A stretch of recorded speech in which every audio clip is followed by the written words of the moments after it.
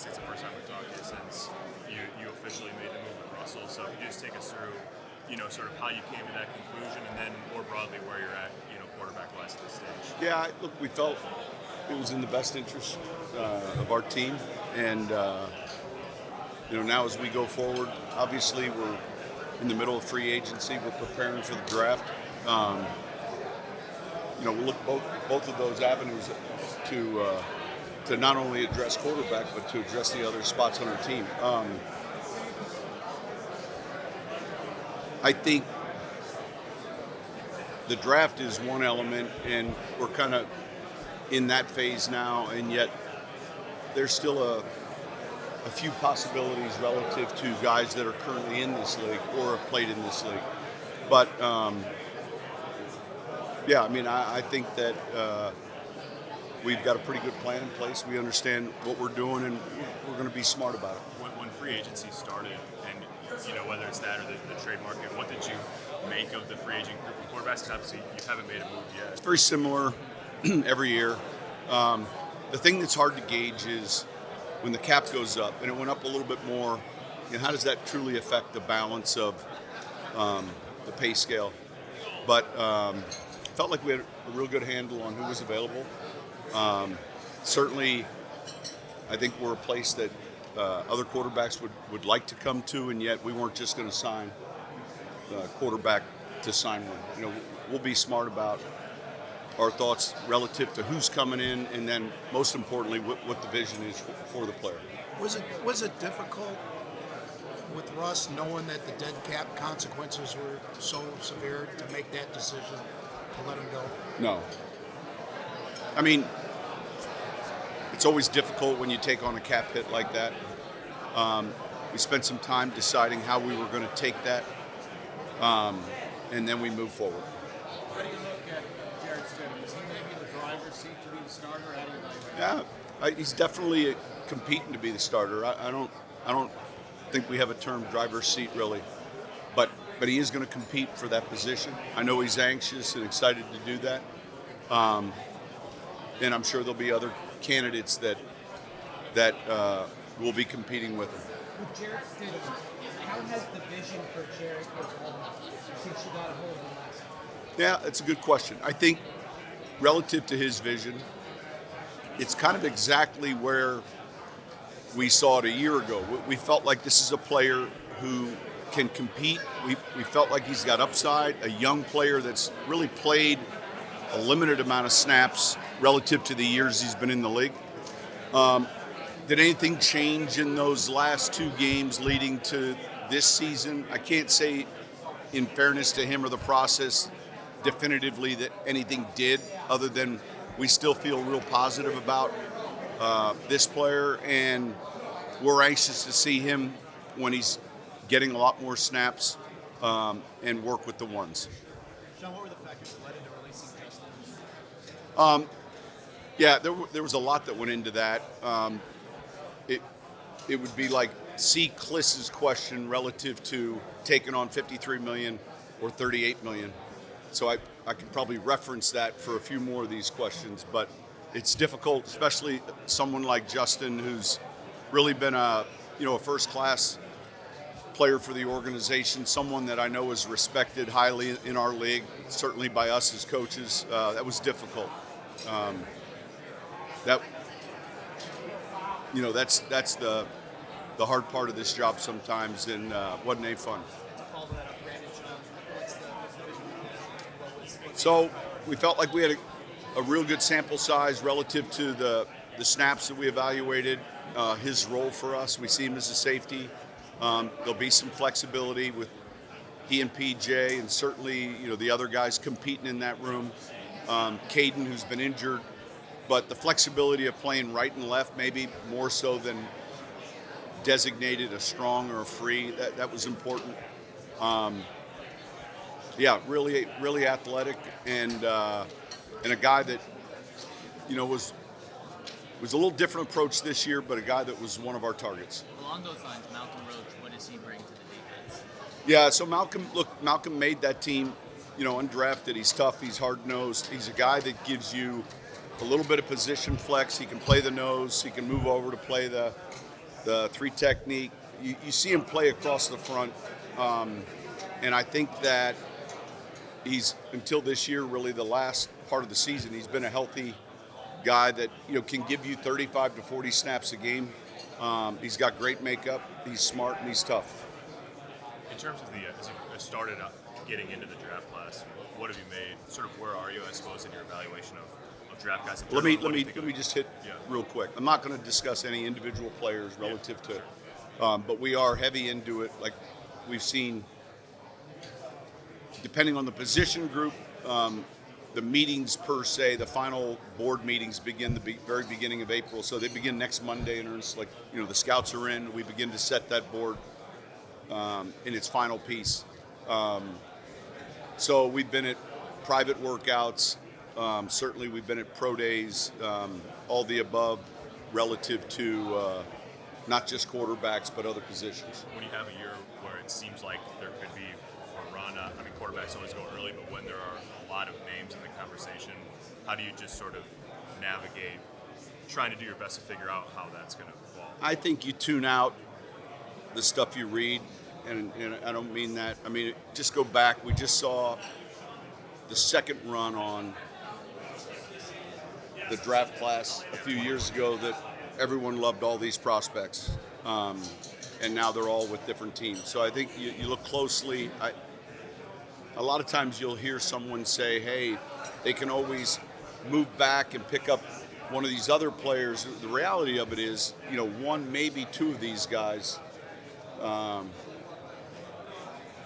have a chance at success, and then you get those leap years where 3 or 4 do. So I think the key is, what's the fit relative to your team. I think you do pay attention to where you feel like teams are at in their needs. There's obviously a few teams at the front of this draft with a quarterback need. That's no secret. And then you kind of go from there. If you were interested in moving up in the draft, Perception by some that this is a rebuilding year.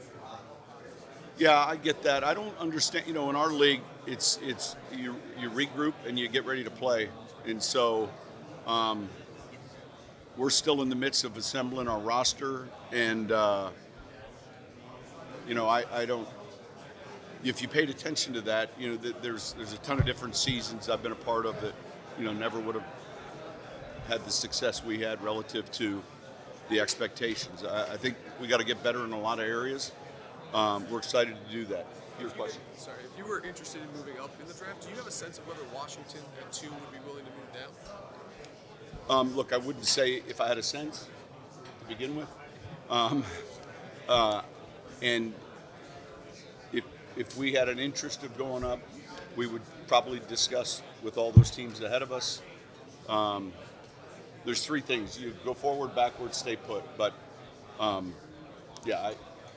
fair question, but What's been with you and George having a year together and about, I guess, less conversation about the types of players and more just into the specific, whether it's free agent or draft? well, I think there's something to be said for that, just our familiarity with what we're wanting to build. We said this a year ago. You kind of get started when you get hired, and you hit the ground running. He's been someone I think that has been very easy for me to understand, get to know, respect, trust, and it's been a relationship that that's been strong, and I appreciate it. What's been your process over time of looking at quarterbacks, especially, and knowing whether they fit into what you do, regardless of what the sort of independent evaluation is? But I think, and it's not just what we do. I think oftentimes I see similar mistakes made relative to how that position's evaluated. With the combine, for instance, it used to be 5 and a hitch, you throw the go ball, and now it's let's take 4, 5, let's just see how far. And it's like, gosh, I've seen this story before with Jamarcus Russell. I've seen it over and over again, and we just jump into it. If you really watch our game and the completions in the framework of our game, it's decision-making, accuracy, footwork, the ability to improvise. We don't always get to play in a clean pocket. Those are just some of the things that we'll look closely at, and then kind of make our own decisions on. Jerry Judy, the trade there, and Marvin Mims ready to step into that role. Let's start with Jerry. I'm excited for him and his opportunity. He and I think, had a pretty close relationship. And look, obviously, he was able to get a new contract, and so, as coaches, you want to see that for your players. Marvin certainly will be a candidate to play more snaps because of that, and there'll be some competition, I'm sure. Sean, I know you got a good relationship with Mike Tomlin.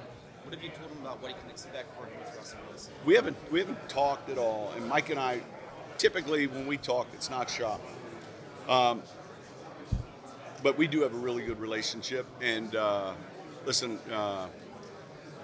yeah, I mean, I'll see him today probably for the better part of the day, and I can't recall us one time talking about personnel or scheme. Well, what can he expect working with Russell Wilson? Look, I think that obviously, this is going to be, it's a good opportunity for us. I mean, first off, they're a playoff team, and a team that wanted to make a change at quarterback, and I think that certainly he has a chance to be a starter there. Sean, knowing that, or not knowing, but I think the assumption from a lot of people is that quarterbacks go 1, 2, 3 in the draft. You guys would have a long way to go, potentially, if you wanted to come up. How realistic is you guys being a trade-up team, and how strongly will you? I think that's realistic. I think it's realistic. I know your report suggested otherwise, but it's realistic. Well, I wouldn't say that. Yeah, no, it did. I would. I think it's realistic. What's hard to predict, though, is like what's on the receiving end. I think it's good to be Monty today at Arizona, right? So it's hard to predict what that cost is, and yet I certainly wouldn't say it's unrealistic, and we'll pay close attention to it. So what do you think of Jordan Love when you played him? You guys caught him during that stretch where they were really struggling. I thought a couple things about Jordan. Number one, when I saw him in person, he was bigger than I remember. And then, of course, you saw the success their team had shortly after our game. We saw some pretty good teams in the middle of that season, and look at a number of teams that went on and played in the postseason. But what I remember, and right off the top of my head was, man, he's bigger than I remember, when I evaluated him. But I think he's playing well. He's playing with confidence. I think there's a topic that I see and read about sometimes, and you guys would know this. Is it better to sit behind a starter or get thrown into the fire? I think this, and it goes for a lot of positions. Anytime, if you have a Favre and you draft a Rodgers, or if you have somebody, a Tom Brady or whoever, but someone at the front of that line that's special, that's invaluable. Even in Kansas City with Alex, and then there's that, because there's an education beyond just the head coach and the coordinator and the quarterback coach. There's this model of, hey, this is how the week goes. And yet there are times when you don't have that luxury, and we've seen that with Payton, and and then, hey, it's time to go. You're gonna be the model. So that's something that it would be easier said than done to say, well, I can control that, but I think it really, really works in the case of, man, what they had in Green Bay relative to, Favre to Rodgers, Rodgers to Love, and because there's kind of a template. Do you remember what you thought of him coming out? Because he had all those interceptions his last year. That had to be a big concern for a lot of teams. Yeah, listen, I mean, I can't recall the grade, but I do remember his film, and it seems like it's been a minute. Can you understand the Yeah. Can you understand the angst that might be out there because you haven't the quarterback situation resolved? I think a lot of people thought you would have some of it resolved by now. Yeah, I would rather the angst be now than in September and October. You've talked about the importance of the procurement of players. The guys you brought back, whether it's PJ, LJ, Burton, how much of it mattering to them, that being that type of guy, how much of that was bringing them there? Well, it all factors in. I mean, there's got to be a football vision. There's got to be a fit. But yeah, all of it matters. With Lloyd, obviously, got the big deal. That was tough. Yeah. Yeah. Were you hoping to bring him back? Well, yeah, we were. Here's the challenge, and man, I'm excited and happy for him, and I say that because, again, that's our job, is to help these guys maximize their earning potential and have success. For him to do that on our watch and be a part of a group that really improved, you get into these tough decisions. Then we have some depth there in the offensive line, and then you start looking at your resources. And back to Mike here, you know, the decisions early to take the medicine, if you will, especially with the smart, tough, reliable player. That's hard. With the depth there, what did you think of how Alex looks at Edward Water? Those would be the first look. If not for either of those two or both in the building, there's a chance maybe then we would have moved in that direction of even extending ourselves, if you will. But those are the two candidates today as we sit here that will have a good opportunity to win that job. What did you like about them? What do you like about them in practice? Well, there was the grit element to them. They're both athletic. They're both extremely smart, and just as, just as Lloyd is, you know, that it's a position that requires not only a certain skill set but a certain cerebral mindset, and I think that both of those guys have that temperament, but they also have that understanding of what we're doing. You re-signed a couple guys that had agreements with other teams, Yeah, they were.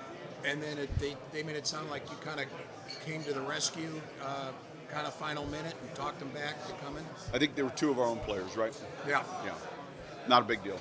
not a big deal. Hey, Sean, do you like the kickoff rule proposal? I do. What is it about? I like the rule. You think I like it. more returns in the game? Yeah, it's kind of where the touchback or the PAT was a little. You know, we changed the PAT. Pretty soon we were kicking PATs 99. So I like the rule. Philosophically, you like it, but also having a guy like Marvin. I mean, more opportunities for him out. It's a good reason to like it. Yeah.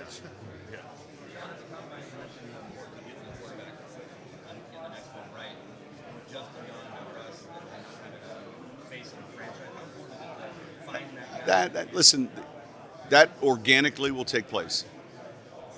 You with me? Yeah. That'll take place. Back to Jarrett Stidham. When does upside and potential become not just who a guy is? No, fair question. I just don't think we're there.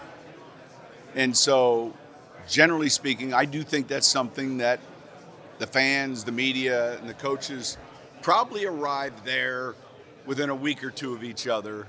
But in fairness to him, I'm anxious to see where that spot is that we say, all right, that's it. I don't think we've seen it yet. How different, Sean, might year or two be just more of the players you played a role in bringing in? Some people might say it's more of a Sean Payton roster, what have you, year two. I like to think last year, you know, George and I worked on that, and but look, we're going to bring in players that we feel like help what we're trying to do as a team and as an organization. And we're still, and I use this term, it's a work in progress actively with free agency. There's a player or two that George and I will talk about today during the meetings, you know, relative to where is he at. The draft has been kind of in full evaluation mode. We start the final board meetings next week. That part of it's gone well. Coach, you've had this relationship and dynamic with ownership group now for over a year. What's that been like, and how's that relationship? It's been really good. I said this before, I'll say it again. It's the single biggest reason why I took this job. Because it's not the same at every one of these other tables, and it becomes more challenging if it's not where it needs to be. And Greg and Kerry have been fantastic. Rob, very supportive and extremely intelligent relative to just taking it all in and learning the business. But I've enjoyed that first year, and obviously there's all sorts of ups and downs with it, but that's our league. Yeah, so Cody was someone I'm familiar with. Obviously, we spent a number of years together at New Orleans. He's got a great eye for talent. He's probably, in my opinion, was our best evaluator in New Orleans relative to the college players.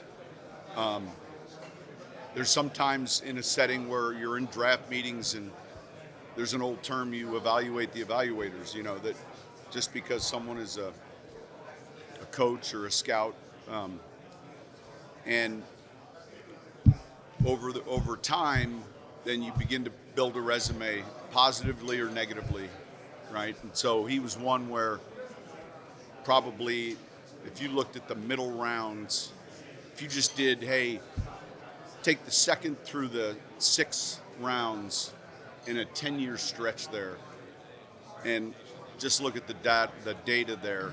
But I don't care who it was we read, I would turn to Cody, and if he hadn't seen him, I'd want to make sure he saw him. So someone that I think is really good. He was trained at Alabama under Saban. He knows how to read a player, and again, just an asset. So we felt it was good opportunity for him. There were some Super Bowl appearances missing from that coach's photo yesterday. Have you seen the itinerary? No. You didn't look at the itinerary? No. Were you sleeping in? No, I wasn't. No, It was supposed to be today, right? 12 noon. Yeah. Maybe you can go out there. I think Tomlin and I and a couple of others, we'll just do a 5 op here, 5 or 6 of us. No, I saw it. I think someone made a mistake. Someone got a little anxious. Look, aside from that photo appearing yesterday, have we ever seen where those photos go? And not until recently. We took those pictures for 5 or 6 years. They were just a picture we took, and then no one knew where they went. All good. Hey, do you think the hip drop? We'll see. We'll see. Have you evolved? I mean, what's your thinking on how that's officiated, how you coach? I think that's the concern everyone has. Can we officiate it? Are we putting too much? We're already struggling to call certain fouls, and so can we officiate it? That's the helmet rules kind of have the same thing, initiating contact. Like, so if you look at the history of the rule, it's in place. Yeah. How many were called last year? They don't announce it. 4. Yeah. So it's in the books, and then look, and that makes sense to some degree because look, the officiating part of it is difficult. So the rules in place, they can fine the players on Tuesday or Wednesday or Thursday. I've said this to Troy a number of times. We have to reduce the variables for the officiating.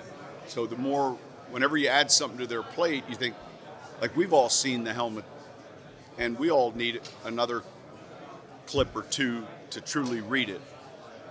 Obviously, to see it live and make an accurate call is difficult. So they've kind of erred like, hey, you guys will get that on Tuesday or Wednesday.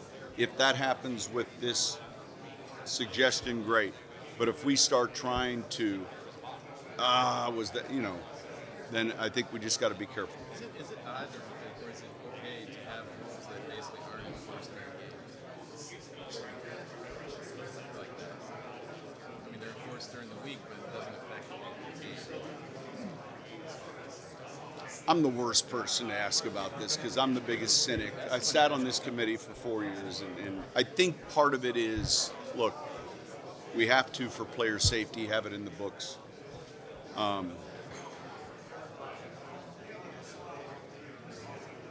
Every year the data tells us we should be playing on grass, not artificial surfaces. And now there's a lot to that. I mean, that's easier said than done with a lot of stadiums. But if you said, hey, by the year 2040, any new stadium built from, you could have a vision where that gets done. We're going to watch it in a year here with the World Cup. Yeah. Back to quarterbacks. Yeah. A lot of pro days going on. What can evaluators even take away from the I think it's important. No, I think it's important. I think you watch. I think this is important. How does he interact with his teammates? There was, one pro day I remember, the quarterback's warming up over here and the receivers are on the other end of the field, and I just turned and I said, "What do you make of what's going on right now?" And if you were just a casual observer, you wouldn't think anything of it, and then pretty soon you're like, "That's odd," and I'm like, "That's really odd." So I think you're looking for all of it, the entirety of it. His interaction, you're watching his skill set. It is important because a lot of them don't throw at the combine. So either you're watching the ball come out of his hand. What's it look like? And then sometimes there's pieces of the information that you don't have yet, like maybe he didn't do a vertical or maybe he didn't do, and so you're completing, kind of filling in all the boxes. And then for some of these guys, we'll have an individual day separate. I wasn't at JJ's pro day, but we had a private the next day where we sent him a bunch of information, spent 4 or 5 hours with him and made him throw all over again. And I think it's all part of the process, and I think it can help lead to at least a more efficient and effective decision. Hey, Sean, somebody asking here. Hold on. When you meet with a quarterback, Grab a seat. I gotta go. Dinner, sit down with him. What are you trying to learn from that? As you pick Say it again. When you meet with a quarterback one-on-one, what are you trying to learn? I'd like to find out how they process, how quickly it comes. If we send them information at 5 p.m. the prior day, and we send them more than we think that they're going to have a chance to study, like we've all been in that position. Now, it may not have been football, but 5 p.m. on a college Thursday, test on Friday, and more than we have enough time to study, how do they handle that? Where's the break point the next day? Is there one? Do they handle it really well? Do they really struggle?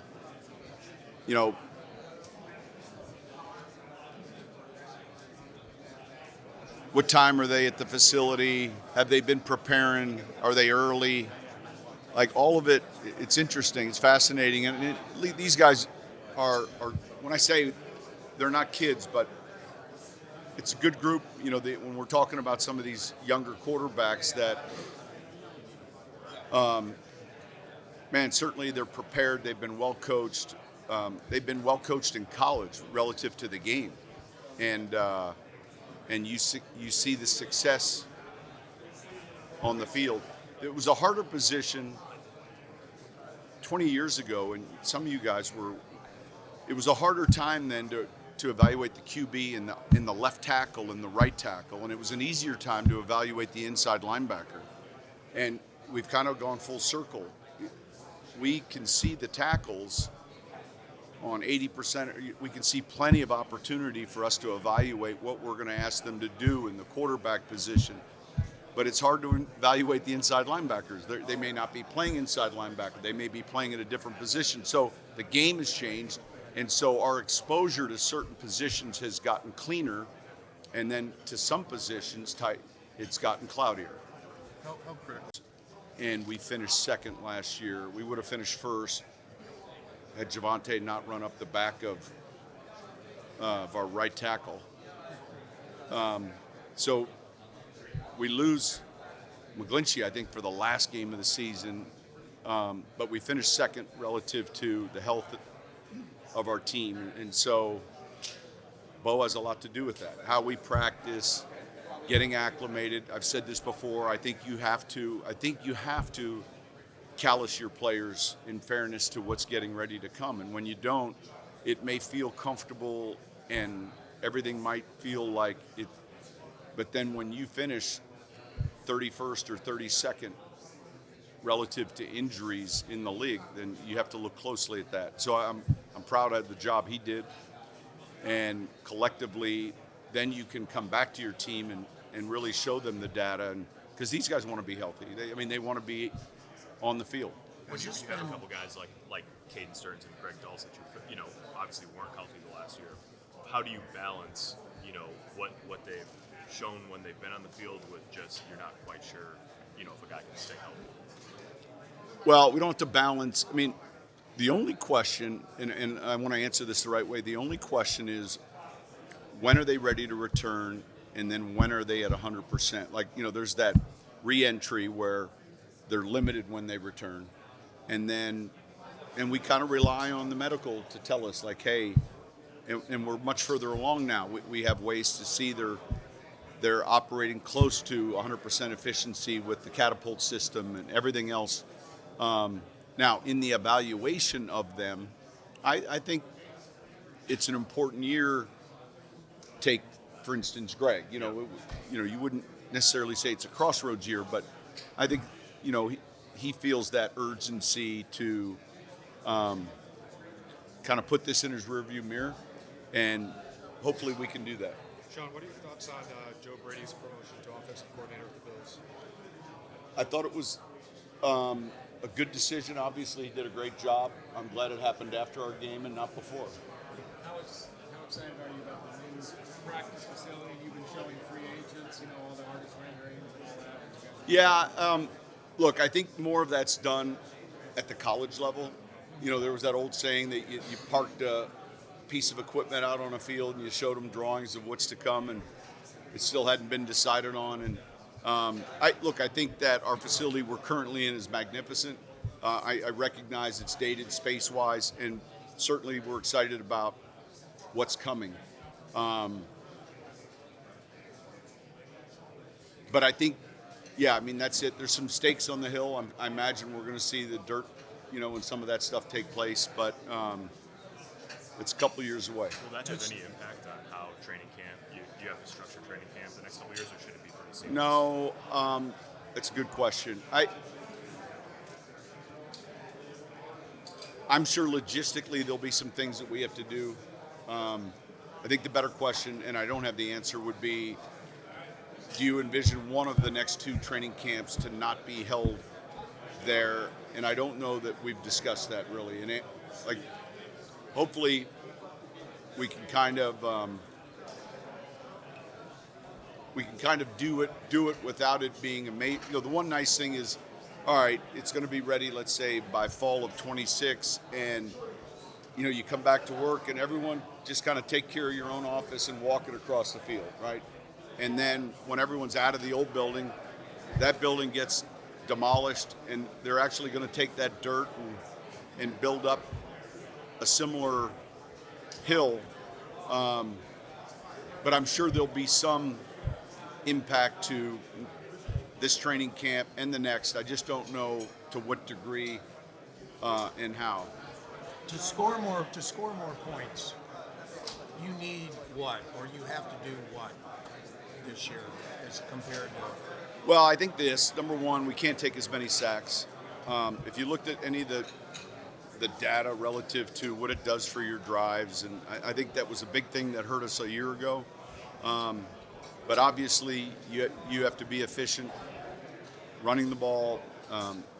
Mike, there's a lot that goes into that, Sean, one of the years of the job, what thing or things that surprised you, not being in Denver versus all of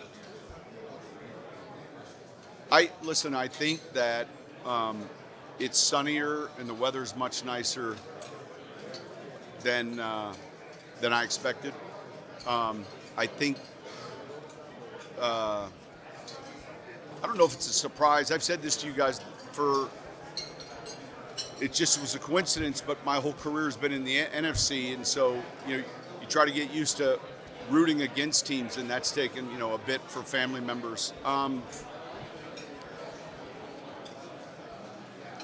I think organizationally, I was saying this last night. There's 32 of these teams, and everyone run a little differently, like a private restaurant, if you will.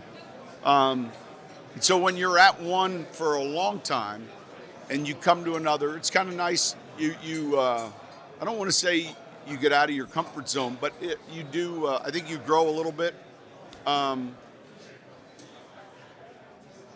It's still ultimately about the team. It's about the players, and it's about winning. And that's the main thing. What Sean, did you learn What did you learn about Jamar Kane? 2 more questions. What did you learn about Jamar Kane in your first year working with him, and then Yeah, I think really, really good first impression, first season, sharp. He's experienced. So I didn't have a room for him yet, but I wanted him in the building. And then there was a clear vision for him if there was an opening. And then do you have a spot to fill then on defense, or do you feel like No. Yeah. No. Look, coaches are the worst, though. They think once they had it, then and so, no. I mean, it was more about the talent. You talked about how the game has kind of changed and evolved. How has evaluating quarterbacks specifically changed with that? Well, I think it's become a little bit easier than it was 20 years ago. Is what you're looking for different than it was 20 years ago? Well, 20 years ago, regardless of what you're looking for, it wasn't it. Like, you had to project how they were going to throw. You had to project how they were going to handle a pro system. Certainly what they're giving us today is different, but you are exposed to more of what you might ask them to do today than you were 20 years ago. All right, thank you guys.